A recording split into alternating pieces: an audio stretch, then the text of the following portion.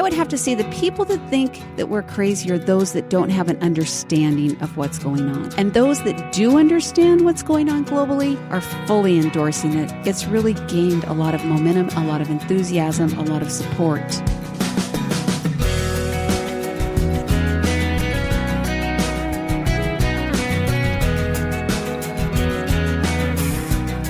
Welcome, everyone, to this week's edition of First Person. I'm Wayne Shepherd, and you'll meet a group of women today who have set their sights on climbing the tallest mountain peak in Africa, Mount Kilimanjaro. And as you'll learn, they're doing it for a very special cause. We'll get started with today's interview in just a moment, but let me remind you about our website, which always has additional information about each week's topic. We're found online at firstpersoninterview.com. You can follow the links to learn more about today's guests and their big plan. Plus, you can check out past interviews in the archive, all at firstpersoninterview.com. Well, just last month, I made the trip to Atlanta to sit down with a group of women at Operation Mobilization who, along with others, plan to make the climb up Mount Kilimanjaro, which is over 19,000 feet above sea level. There are around 50 women altogether planning to make this arduous ascent on January 11, 2012, which is the National Human Trafficking Awareness Day here in the U.S. Their aim is to raise money and awareness for women who are oppressed, enslaved, trafficked, and exploited. We'll hear from several of the climbers in a few moments, but I started by talking with Kathy Anderson, who explained what the Freedom Climb is all about. The Freedom Climb is an initiative, and it's extremely grassroots, but it's an initiative that involves women across the globe who are climbing Mount Kilimanjaro in 2012 with the purpose of raising awareness of the modern-day atrocities that are confronting women globally around the world who are victims of modern-day slavery, exploitation, oppression, and trafficking. You're telling me that how many women are going to climb Mount Kilimanjaro? Well, right now, our count is up to about 47. And it's women from all across the globe. We have women from the United States, from Canada, from Africa, Cambodia, UK, Russia, and up in the Balkans area. So it's very global. I want to talk more about why you're doing this, but How did this come into being? Was this your idea? How did this happen? You know, God in His sovereignty saw a woman who was listening at that point in time. He arranged many factors in my life and personally spoke this vision into my head. So I just can't take responsibility that was my idea. It was one of those divine times that I had with the Lord where we just went to that place, and He spoke this vision for that purpose of bringing women to stand up for those women who don't have a voice and to say, this is not okay. We need to be a voice to raise awareness of what's going on, because most people, particularly in the United States, just don't have any idea of how deep and broad and wide and devastating this situation is. Now, the Freedom Climb is part of Operation Mobilization. Yes, it is. And OM has already identified some projects around the world that are going to be the beneficiaries of the money that's raised from this climb. Give me an example of how that money will be used. Well, that's an issue. I really love what Operation Mobilization does, and that they're so involved in being the hands and feet of Jesus. And so they have projects all over the world.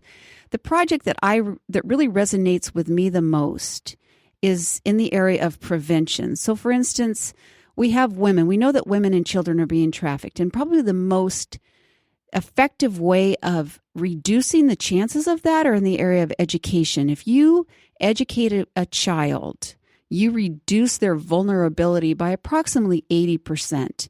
You give them the keys and the skills that they need to be able to have hope for a better future, to break the cycle of poverty that so many of the world lives in. So in the area of prevention, it's as simple as building a school. And we see that in India, that a lot of schools are being built in the areas of India where they didn't have education before, and it's bringing a tremendous amount of hope to that community. So there are specific projects that are going to receive monies from this climb of Mount Kilimanjaro, the Freedom Climb. Mm-hmm. You're not trying to help everybody in the world who's a victim of this, are you? I mean, that's a pretty high calling. You know, in the American mindset, we would love to save the world, but we need to be realistic. And this situation of modern-day slavery has been around since the beginning of time.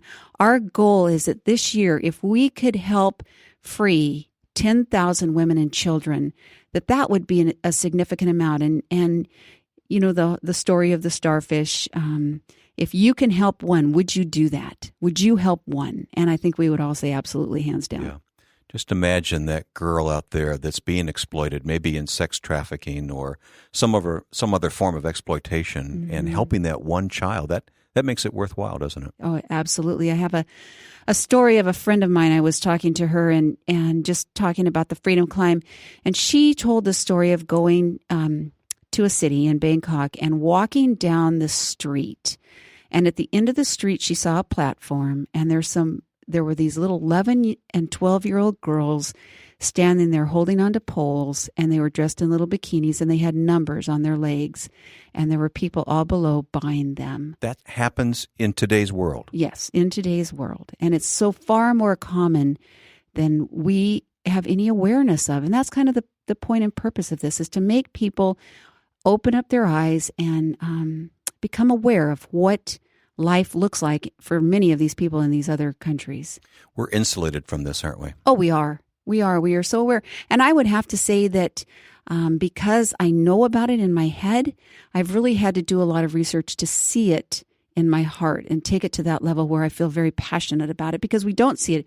It's not personal. And that's our goal, is to make this personal to the rest of the world and the people that we come in contact with in our area of influence.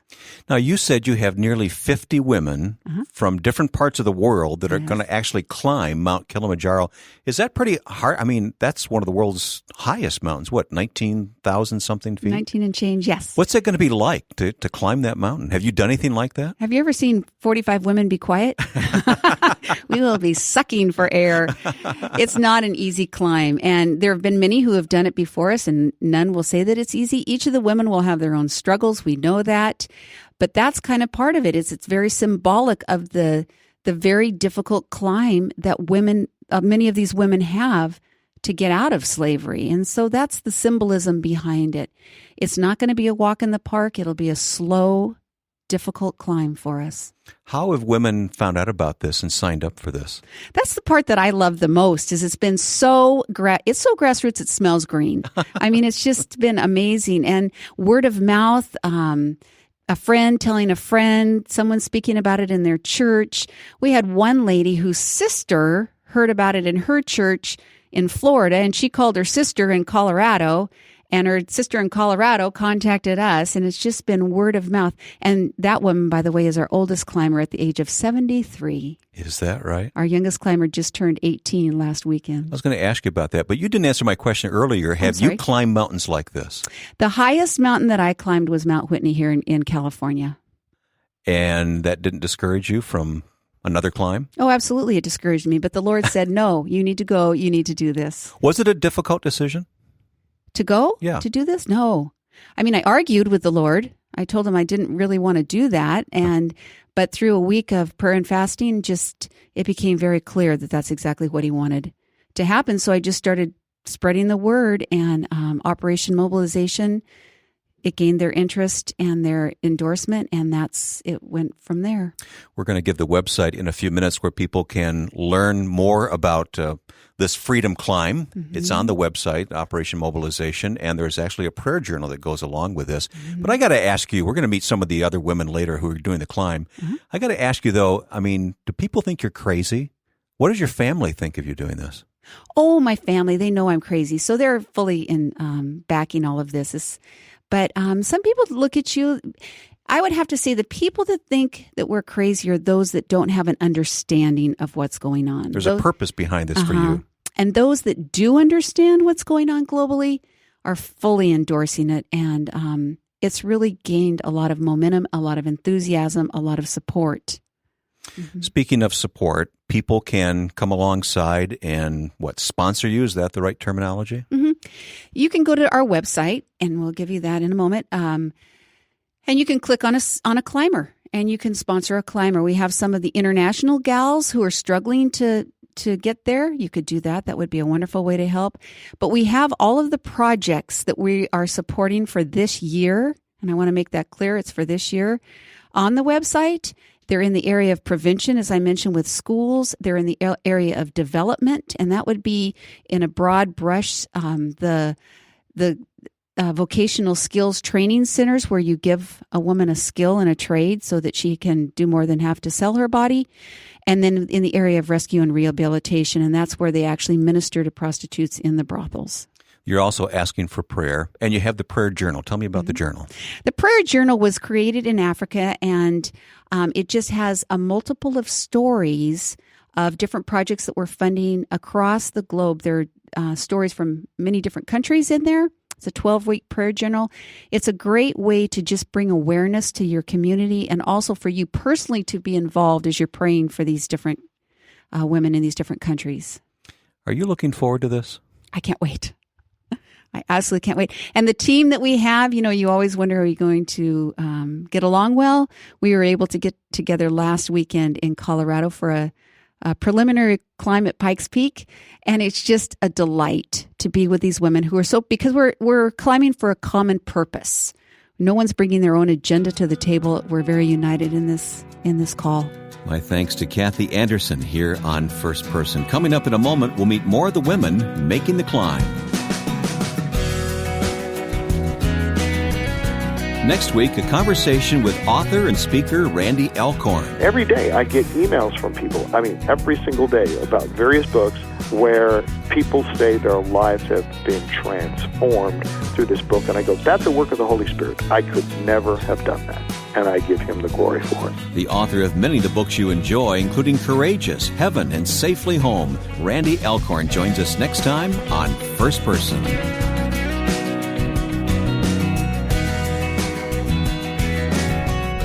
Susan, I'll start with you. Tell me your full name and where you're from. My name is Susan Woods, and I'm on staff here at Operation Mobilization, and our headquarters is in Tyrone, Georgia. Has it hit you yet, the reality that you're going to climb Mount Kilimanjaro? Well, I think when we women gathered together last weekend in Colorado Springs, I think it became more of a reality as we just got to know one another and actually did a little climbing together. So you've had quite a bit of experience climbing mountains, I understand. Well, it's something I enjoy doing, and I usually get out to Colorado each summer and spend a week out there. So when I first read about this, and I read it on an app actually, and I saw the word climb, and so I was just kind of, what's this about? And I was really just excited inside just to hear about it and know that it had a purpose. It wasn't just climbing a mountain, but it had a great purpose. Yeah. I want to talk more about that, Susan, but I want to be delicate about this. Okay. You're not the oldest person to make this climb. Kathy told us a while ago somebody who's 73 is going to make the climb. Right. Can I ask how old you'll be? Sure, don't mind at all. Actually, this month I'll turn 70. 70 years of age. That's right. And you're going to climb Mount Kilimanjaro. Yes. And you're ready for this. I am. I'm excited. Why are you so excited about it? Well, if it were just a mountain, I would just say, well, I don't need to do that. But I really felt God was inviting me to be a part of this. And I really asked him to confirm that very clearly. And he did in many, many ways. And so I've just come to have a place of faith, believing, yes, the biggest adventure of my life is ahead. And to know you're helping these women around the world who are exploited in so many different ways. It really is a climb to freedom for them. It really is. And I think one of the main tools we have is this prayer guide, which really brings awareness to people and that they might really get just not only a vision for it, a heart for it, but also want to become involved. Now, in talking to you earlier, you also said something very meaningful to me about leaving a legacy for your family. Can you explain that again? Well, I'm a woman who was divorced many years ago, and I've never had children. And when I would hear the word legacy, I would think that would be of people who have their children to give something to. But I actually have some nieces and nephews, and I don't want to, leave here and have them just think of me as, quote, a nice Christian lady, but I'd like them to know something about what my walk with God was like. And so I've written some of my stories, but I think this will be my biggest story. I know you would appreciate sponsorship, those who want to give to sponsor your climb of the mountain, and prayer as well. Yes, very much. Susan, thank you so much. You're welcome. Let's have our next guest enter and sign in. Please tell me your name and where you're from. My name is Sue McCabe, and I'm from Tyrone, Georgia. Sue, I can kind of tell that you're from Georgia, but that's okay.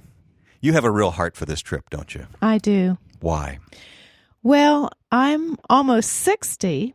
I'm going to turn 60 this year, and I've asked the Lord, now that I've finished raising 3 wonderful children, what's next for me? And I have found that He's been very faithful in bringing things into my life and orchestrating my life so that I would have time to do what He would like me to do. And that's my prayer. And this year, some things changed in my life. I wanted to always hike the Appalachian Trail, and I had an opportunity to hike for 8 days this summer. And so I started hiking again. And I also had some more time this fall to open up. And when someone told me about the Freedom Climb, it all just made a lot of sense that the Lord wanted me to go this direction. I also watched the movie Taken, and that really captured my heart and made me more aware of what is going on in our world. Yeah, we talked about this earlier with Kathy, but we don't have a clue, do we, what it's really like around the world for so many women. I know you've done some research. You know what some of the needs are. What's a particular area of the world that touches your heart as very needy right now for women?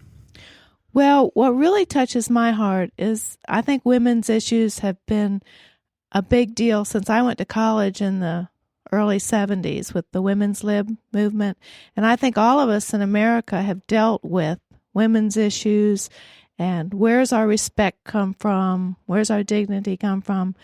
But hearing about sex trafficking, it's just horrific to me how women's respect and dignity is taken and their hope for a future. Can something like this really make a difference, this Freedom Climb? Well, with God on our side, it sure can. And since I just have faith, if He's called me to this, that I'll just follow and be obedient, and the results will be up to Him. You're looking to friends and others to support you and sponsor you and pray for you on this climb? I am. I'm trying to tell as many people as I can about it. I think a lot of people are aware of sex trafficking, but they just don't understand the extent. They estimate 27 million women in our world that are enslaved and exploited in this. That's more than African slaves brought to the United States in the 17th and 18th century. Well, congratulations on signing up, and I look forward to saying congratulations when you complete the climb. Thank you. There's going to be a big wahoo when we get up there. Well, let's talk to Kathy here from Denver, Colorado. Give me your full name, Kathy. Kathy Burr. And how long ago did you learn about the Freedom Climb, and what made you want to sign up for this?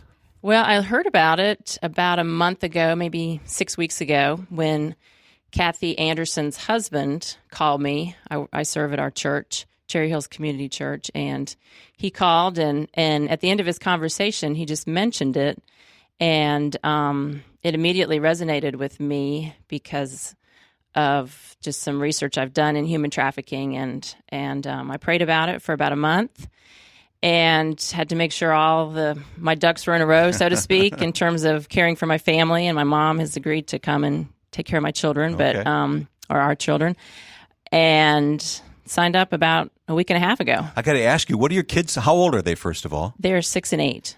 And has it settled into them yet? Has it set in with them what Mom is about to do?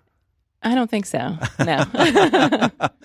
Why do this when you have to leave a family behind?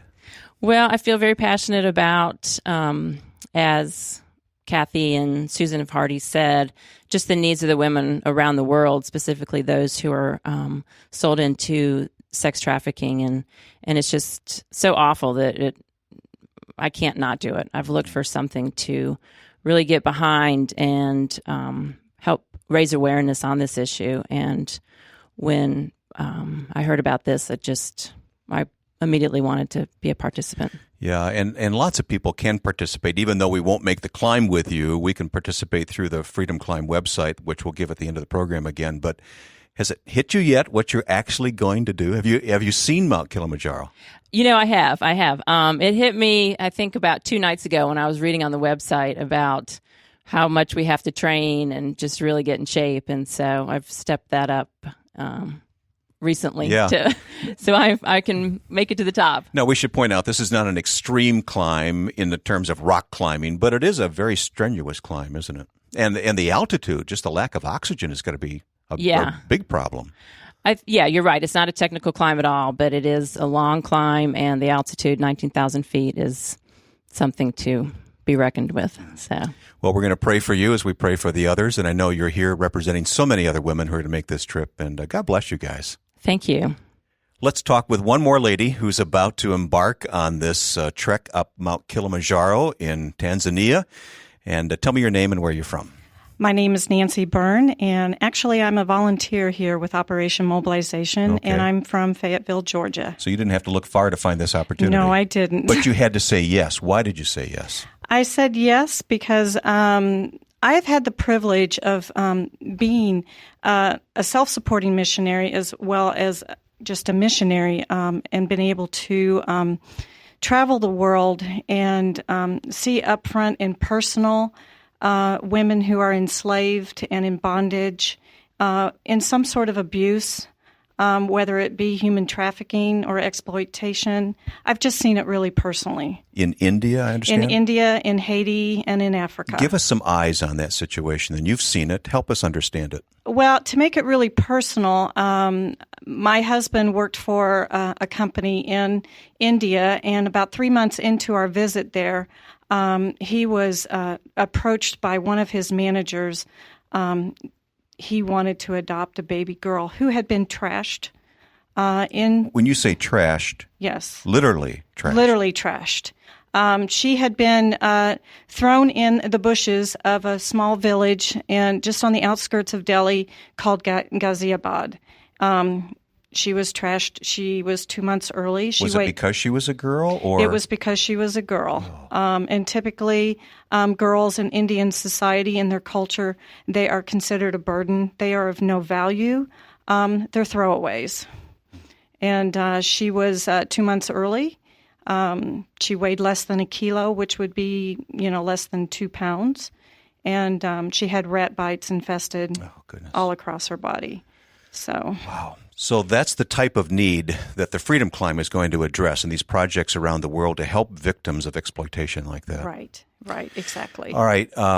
You've got listeners right now who may want to help and may want to sign up, at least go to the website and check it out, and maybe even sponsor some of you ladies who are making the climb. What would you say to people as they consider this option? I would say that they could get involved by either through prayer or that they can go to the website and they can give to a particular project or to a climber, or they can get involved by either being a climber. It just takes one. I mean, that just resonates with me. You just need to get involved with the one person. And we can't end human trafficking or exploitation, but we can impact that one person. And these women are determined to do something about it by bringing attention and resources to bear through this climb of beautiful Mount Kilimanjaro. The trip up the mountain will begin on January 11, 2012, and I hope you will pray for these women as they seek to follow God's leading up that mountain. And of course, if you'd like to help sponsor one or more of them, I know they'd be grateful. This climb is part of Operation Mobilization, well known around the world for their evangelism and medical work through the hospital ships. So for more information and links to the Freedom Climb, please visit our website, firstpersoninterview.com. By following the links, you can learn much more, pray along with them, give to support the effort, and follow the climb when it happens. Start at firstpersoninterview.com. Next week, author Randy Elkhorn will join me in conversation. Now, with thanks to my friend and producer Joe Carlson, I'm Wayne Shepherd. Join us next week for First Person.